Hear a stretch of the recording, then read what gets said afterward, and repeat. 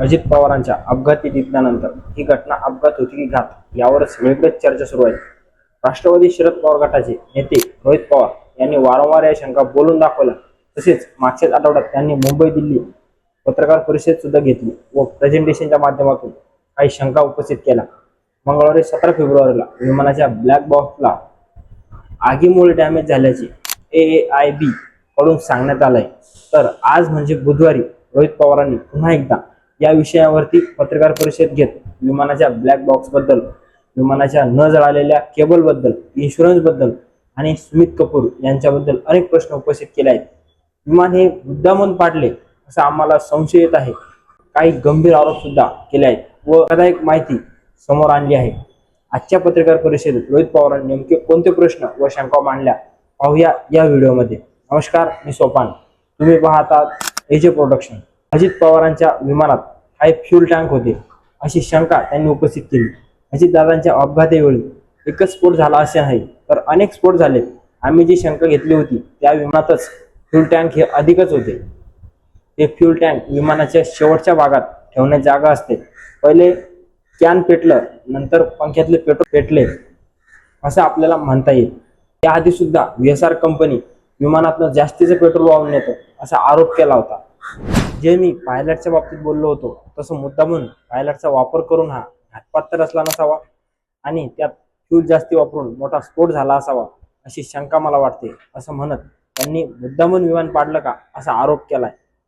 AAIB कडून विमानाच्या black बॉक्सला आगीमुळे नुकसान झालंय असं सांगण्यात आलंय. नंतर ब्लॅक बॉक्स हा परदेशात पाठवला जाणार अशी माहिती दिली. पण त्यांनी प्रश्न करत म्हणाले की ब्लॅक बॉक्स हा विमानाच्या ज्या बाजूला होता त्या बाजूला केबल पण जळायला नाहीयेत, मग ब्लॅक बॉक्सच कसा काय जळाला? विमानाची किंमत सरासरी 35 करोड, परंतु हे विमान अतिशय भंगार असल्यामुळे त्याला 10 कोटीत सुद्धा कोणी घेतले नसते. नंतर त्यांनी दादाच्या विमानावर सुद्धा शंका घेतली. ते म्हणाले की कुठेही विमान घेतल्यानंतर त्या विमानाला 5000 तास दिले जातात. दादा जेव्हा विमानात बसले होते तेव्हा विमानाचं 5915 तास झाले होते, पण कंपनीच्या म्हणण्यानुसार उड्डाणाचे 85 तास बाकी होते. दादांच्या विमानाचं इंजिन देताना ते खराब क्वालिटीचं इंजिन दिलंय. VIP ट्रॅव्हल होते. एवढा मोठा माणूस किंवा एवढा मोठा नेता प्रवास करतोय ही माहिती असताना सुद्धा VSR ARO कंपनीने संपलेलं मशीन दादाच्या विमानाला दिलंय असा आरोप रोहित पवारांनी केला. ज्या कंपनीच्या विमानाचा अपघात झालाय ते त्याचा मालक भारतात नाहीये. त्याला कोणी मदत केली का पळून जायला? कोणी चौकशी केली का? त्याला सोडून दिलं. हा रोहित सिंग मायामीला का गेला? VSR कंपनीला मुद्दाम वाचवण्याचा प्रयत्न केला जातोय का? असे आरोप त्यांनी केले. त्यामुळे आमचं म्हणणं आहे की या कंपनीवर बंदी घातली पाहिजे. त्यानंतर रोहित पवारांनी कॅप्टन सुमित कपूर यांच्यावर सुद्धा पुन्हा एकदा आरोप केला. ते म्हणाले सुमित पायलट यांना कौटुंबिक अडचण होती, यांचा घेत ब्लॅकमेल तिथे झालं असावं. त्यांनी मुद्दामून ही घटना घडून आणली का? कारण बऱ्याच एक्सपर्ट पायलटशी बोलल्यानंतर विमान ज्या पद्धतीने कललंय ते मुद्दामून मॅन्युअली झालंय या विषयाची खोलात जाऊन चौकशी करण्याची गरज आहे. तसेच नंतर त्यांनी एका नावाचा उल्लेख केला. ते नाव होतं समित ठक्कर यांचं.